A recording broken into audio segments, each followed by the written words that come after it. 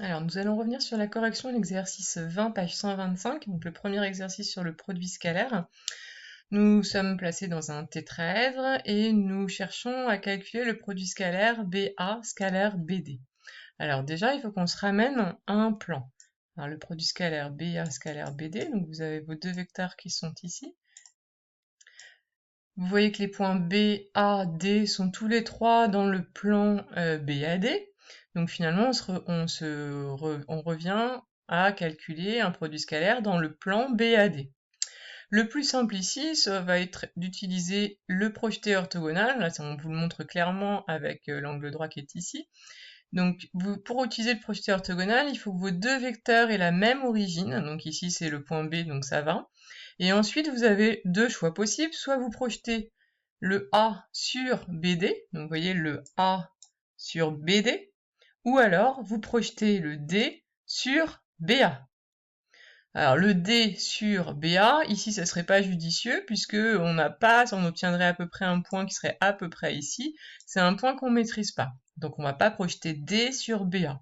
En revanche, si on projette A sur BD, donc A sur BD, donc un projeté orthogonal, hein, je vous rappelle pour le trouver, faut tracer la perpendiculaire passant par A perpendiculaire à BD.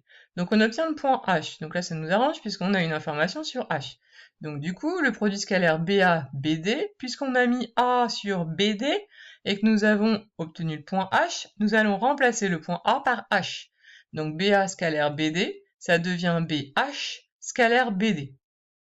Maintenant, quand on regarde les deux vecteurs BH et BD, le vecteur BH avec le vecteur BD, ce sont deux vecteurs qui sont colinéaires et de même sens. Donc lorsque les deux vecteurs sont colinéaires et de même sens, le produit scalaire, eh bien ça revient juste au produit des distances correspondantes, donc des normes correspondantes plutôt. Puisqu'en fait le cosinus entre vos angles BH, enfin entre vos vecteurs BH et BD, le cosinus, c'est le cosinus d'un angle nul et donc ça vaut 1. Donc BH scalaire BD, c'est la même chose que la norme du vecteur BH, c'est-à-dire BH, fois la norme du vecteur BD, c'est-à-dire BD, fois cosinus 0, donc fois 1. Donc du coup, il vous reste que ça.